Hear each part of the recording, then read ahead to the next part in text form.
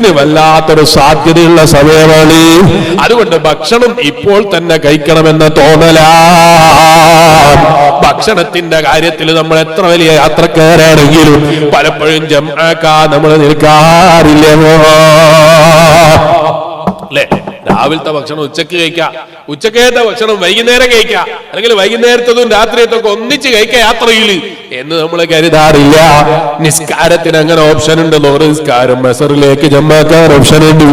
അതുപോലെ മഗ്രിബ് നിസ്കാരം ഇശായിലേക്ക് ജമ്മാക്കാൻ ഓപ്ഷൻ ഉണ്ട്. എന്ന് പറഞ്ഞാൽ ലോഹർ നിസ്കാരവും അസർ നിസ്കാരവും യാത്രക്കാരന്റെ ദൈർഘ്യമുണ്ടെങ്കിൽ അവന് നിസ്കാരം ഒന്നിച്ച് നിസ്കരിക്കാനുള്ള അവസരമുണ്ട്. ഞാനിപ്പോൾ അതിലേക്ക് വിശദമായി കടക്കുന്നില്ല. അവിടെ 132 കിലോമീറ്ററിന്റെ മേലെ വേണമെങ്കിൽ അവനക്ക് അതാ ജംആക്കാനുള്ള ഓപ്ഷൻ ഉണ്ട്. അതുപോലെ ഖസറാക്കാനും യാത്രക്കാരന്റെ നിർവാഹമുണ്ട്. പക്ഷേ ഈമാനുള്ള വിശ്വാസികളെ ഒരിക്കലും അസർ നിസ്കാരത്തെ മഗ്രിബിലേക്ക് ജംആക്കാൻ നിർവാഹമില്ല. അതെല്ലാവർക്കും അറിയുന്ന മസാലയാണ്. പിന്നെന്തിനാ മുസ്ലിയാരെ പറയുന്നത് എന്ന് തോന്നും.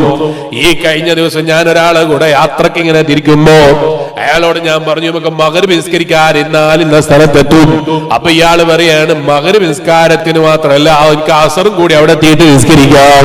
ഞാൻ ചോദിച്ചാൽ അതെങ്ങനെയാണ് അസർ നിസ്കരിക്കല്?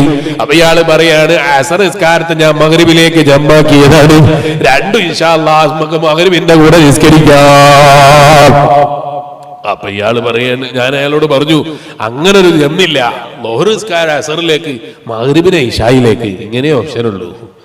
അങ്ങനെയല്ലാതെ മഗ്രിബ് നിസ്കാരത്തിലേക്ക് അസർ ജമാക്കുന്ന പരിപാടിയില്ല. അപ്പൊ ഇയാൾ പറയും, നിങ്ങൾക്ക് അറിയാത്തോണ്ട് ഞങ്ങൾ ബാപ്പാനോട് ചോദിച്ചാൽ മതി, ബാപ്പാക്ക് അറിയാതെ. ഞാൻ പറഞ്ഞത് ബാപ്പാനോടല്ല, ഇനി ഒരു പ്രവാചകനോട് ചോദിച്ചാൽ തന്നെ അത് കിട്ടൂല. അങ്ങനെ ഒരു ഓപ്ഷൻ ഇല്ല. മഗ്രിബ് നിസ്കാരത്തിലേക്ക് അസർ നിസ്കാരം ജമ്മാക്കാനുള്ള ഒരു വകുപ്പില്ല. പിന്നെ മഗ്രിബ് നിസ്കാരം ഇല്ല എന്ന് പറയുന്ന ചങ്ങായിമാരുണ്ട്, അല്ല പിന്നെ കാണാൻ തന്നെ കിട്ടിയിട്ടില്ല. അതിനെ കുറിച്ചല്ല ഞാൻ പറയുന്നത്.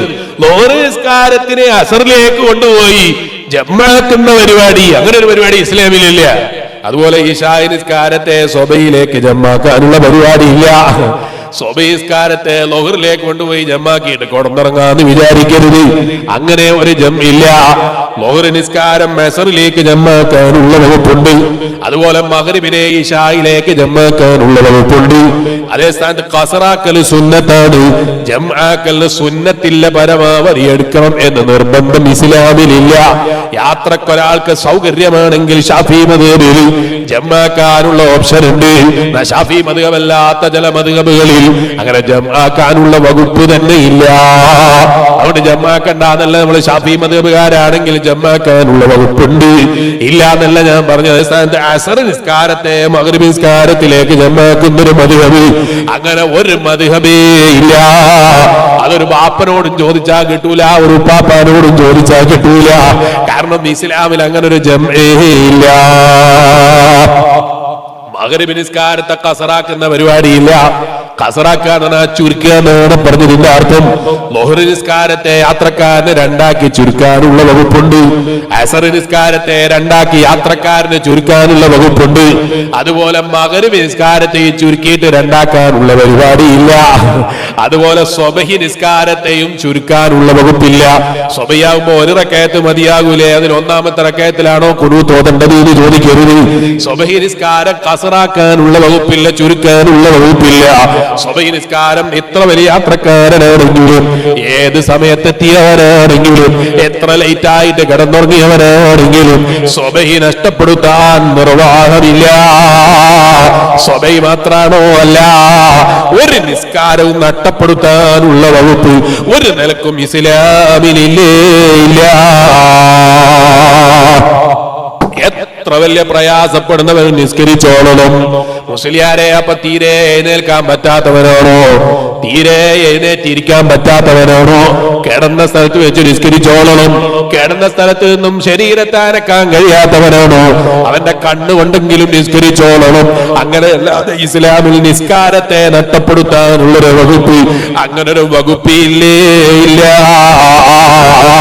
ഇസ്ലാമിക ഭരണകൂടത്തിന്റെ കീഴിൽ നടക്കുന്ന പ്രതിരോധങ്ങളാണെങ്കിൽ പോലും ആ പ്രതിരോധത്തിൽ പോലും അവന്റെ നിസ്കാരം നഷ്ടപ്പെടുത്താനുള്ള നിർവാഹമില്ല എന്ന് ഞാൻ പറഞ്ഞത്. നിസ്കാരത്തെ നഷ്ടപ്പെടുത്താനുള്ള വകുപ്പുകളില്ല. അതുകൊണ്ട് ഞാൻ എന്റെ ഉമ്മമാരോട് പറയുന്നു, അലക്കുന്നതിന്റെ പേരിലോ വീട്ടിലെ ഭക്ഷണം ഉണ്ടാക്കിയതിന്റെ പേരിലോ വീട് കഴുകി വൃത്തിയാക്കിയതിന്റെ പേരിലോ വീട്ടിലെ ഇത്തരം എന്തെങ്കിലും ജോലിക്കാരണത്തിന്റെ പേരിലോ ഉമ്മമാരെ ലോഹറ് നഷ്ടപ്പെടുത്താൻ നിർവാഹമില്ല. ഒരു നിസ്കാരവും നഷ്ടപ്പെടുത്താൻ നിർവാഹമില്ല. കാരണം നിസ്കാരം എന്ന് പറയുന്നത് ഒരു മുസ്ലിമാണോ അവന്റെ ജീവിതത്തിൽ ഫർള് ഐനായ കാര്യമാണ്.